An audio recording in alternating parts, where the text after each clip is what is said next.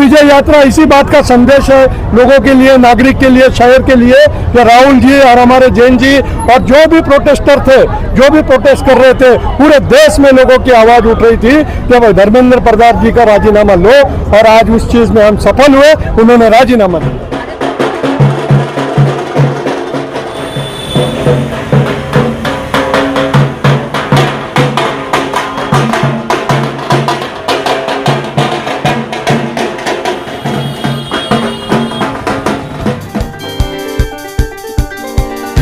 जैन साथियों, आइए बात करते हैं धूम धड़ाका जो आप सुन रहे थे, देश विदेश में चर्चा का विषय बना दिल्ली का जंतर मंतर, जहां जैन जी ने मोर्चा खोला था धर्मेंद्र प्रधान को रिजाइन करे ये मांग लेकर। बहरहाल इसमें अलग अलग कई कड़ियां हैं। आज भिवंडी शहर में कांग्रेस पार्टी के अध्यक्ष आबिद मंसब के नेतृत्व में यहाँ कांग्रेस पार्टी के कई नगर सेवक, कई पदाधिकारी और कार्यकर्ता यहाँ बाबा साहब अम्बेडकर का पुतला है, वहां से उन्होंने एक मार्च निकाला और वापस अपने यानी कांग्रेस कार्यालय पर आकर ये मोर्चा ये मार्च यहाँ खत्म हो गया।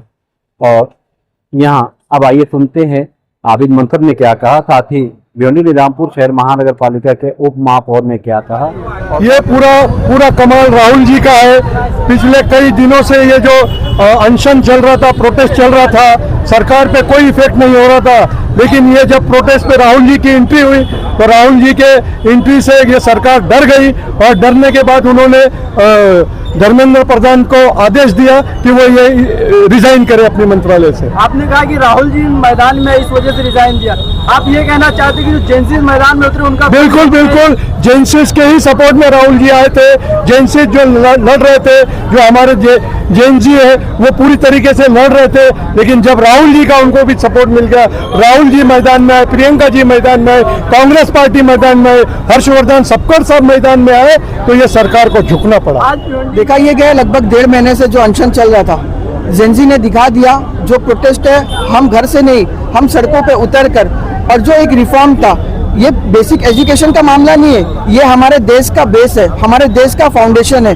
हमें किस तरह एजुकेशन सिस्टम रखना है उसके लिए है। जो नीट का पेपर जिस तरह बड़ा लगातार लीक हो रहा था कई सालों से, लगातार जो एक मंशा बन गई है कि एक सिस्टम को बदला नहीं जा सकता, जेएनजी ने वो दिखा दिया है। जो प्रोटेस्ट हुआ है वो एक आंदोलन की तरह, एक सुनामी पूरे देश में फैली है, और ये दिखा दिया है कि तुम कुछ ऐसा नहीं कर सकते जब तक हम जागरूकता है। 2024 में नीट पेपर लीक का जो मुख्य आरोपी था उसको क्लीन चिट सीबीआई ने दी, क्या उसके बाद भी लगता है कि सरकार इस्तीफा लेने के बाद दूसरे किसी ऐसे शख्स को बैठाएगी जो पार्शलिटी रखे? देखिए, अभी ऐसा बोला नहीं जा सकता। अभी इसमें ऐसा है कि फर्स्ट स्टेप है ये। आज जो धर्मेंद्र प्रधान का इस्तीफा हुआ, ये पहला स्टेप है। आगे जो भी अगर जिसमें इसमें कोई भी खामियां पाई जाएगी तो हम सड़कों पे उतर कर आंदोलन करेंगे और सरकार को बताएंगे कि आप कुछ भी अपनी मनमानी नहीं कर सकते। ये मांग रहेगी, मैं ज्यादा कुछ बोलूंगा नहीं, और अमित भाई से और अपने उप महापौर से, मोदी का तो इस्तीफा होएगा ही, क्योंकि लाइन लग गई है।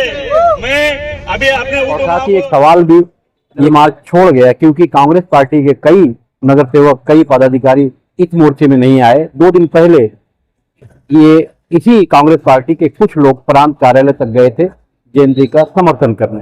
बहरहाल कांग्रेस की ये पुरानी परंपरा रही है कि एक ही कांग्रेस के कार्यालय में कई ग्रुप हमेशा काम करते रहे हैं, उसी तरह से आज भी ये काम चल रहा है। साथ ही जेएनजी का जो मामला देश में देखने को मिला, आने वाले दिनों में फिर ये उम्मीद की जा सकती है कि इसी तरह से अगर करप्शन चलता रहा, समस्याएं चलती रही, धर्म की आड़ में धंधे चलते रहे, जैसे राम मंदिर चंदा चोरी का मामला है, तो फिर धर्म न बच पाएगा, ना ही धर्मेंद्र प्रधान बच पाए। मैं सुल्तान कुरैशी के साथ खान पकड़ा।